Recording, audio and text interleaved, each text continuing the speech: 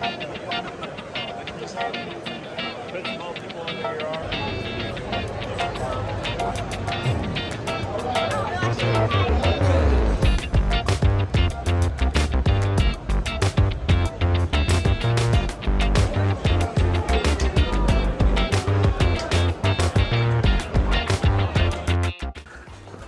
what up, you guys?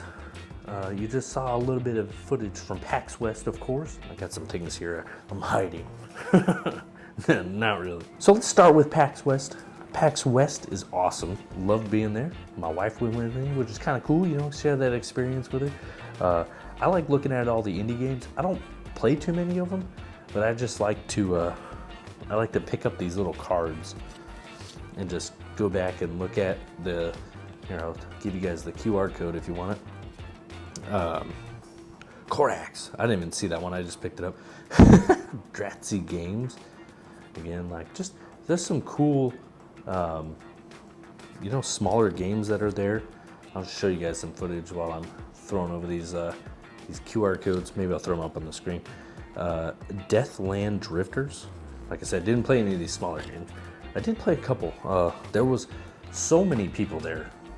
Okay, it was crowded. Not only that, people need to learn to shower. I don't know if I should be saying that, but whatever, I don't care. Y'all need to shower. So a few of the people that were there is Pokemon, Capcom was there, lots of Monster Hunter was there. The people that make Dragon Ball Z, Sparking Zero was there. The really cool booth. I'll overlay some videos of all that kind of stuff. Tons of small like vendors, a lot more than I remember when I went. Last time I went in 2021, so a long time ago. That was just after COVID. That wasn't that long ago, 3 years. Yes, but back then there was like nobody, and it's because it was COVID. So nobody big was there. Bandai Namco might have been there, or maybe Square Enix was there. I think they showed Tales of Arise. I think that's Square Enix. But yeah, there's a lot more this year. Tons of Pokemon, tons of little shops and stuff like that. In the new convention center, they had consoles you could play. They had tabletop games you could play, all that kind of stuff. That was really cool. I'm not a big tabletop guy. I didn't really check out the classic consoles either. I'm just there to explore and look around.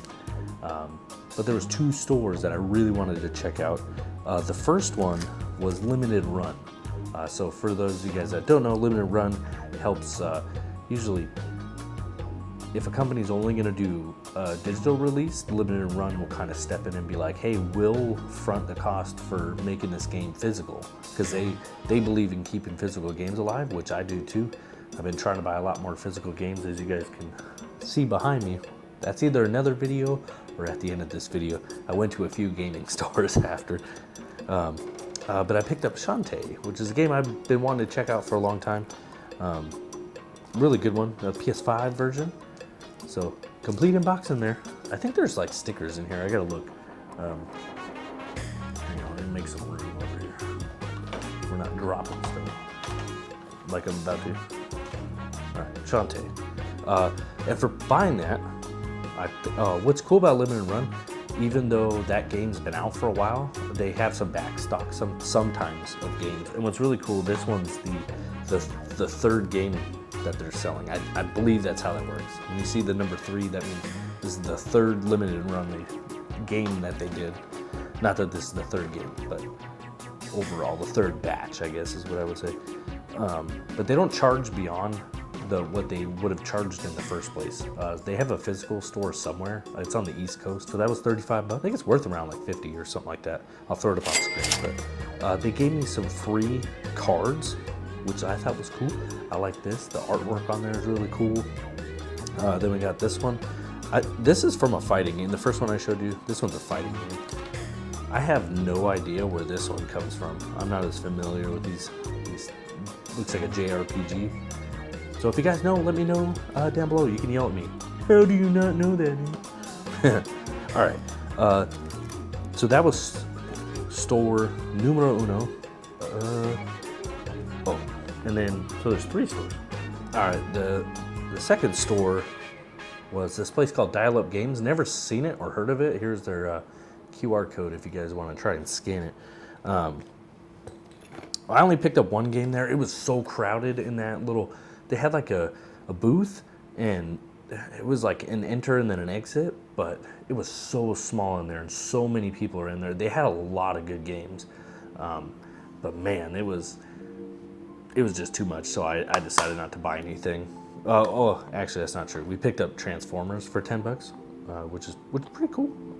Cybertron Adventures, probably a Wii exclusive. But it was $10. My son's starting to get into Wii, starting to get into Transformers. Talk about that in a minute. And then a local store here in Seattle, Pink Gorilla, which I heard through Metal Jesus. I went and also saw that's where some of these games came from. Like I said, we might get into that, we might not. I picked up Overlord 2 complete. It was $12. I had the first one, so I figured why not? Might as well complete the set and pick up the second one. So that's pretty cool. I see when I went to the store and at the con, the Pink Gorilla is like at or below price charting. So they do a really fantastic job on their pricing. The other one was Oddworld Stranger's Wrath, which is one of my favorite Oddworld games. So I'm really excited to try that out. $10, and it's complete. It's got everything in there. So does Overlord 2. All right, some of the physical things I picked up just from being at PAX West. Obviously, I got my card here, my badge. Pretty sweet. And then you get like a lanyard. They only had these Dawn Trail ones. These are the free ones. Pretty cool. And then I picked up, like I said, Nintendo was there. So Zelda's upside down, but this is where it comes from. Zelda Echoes of Wisdom, which is a newer game that's coming out. All I had to do was check in for my Nintendo and got a QR code, and they gave it to me for free. So I got to play Dragon Ball Z Sparking Zero, which that game is fantastic, man. I almost want to pick it up. Art style is amazing. The environments are destructive.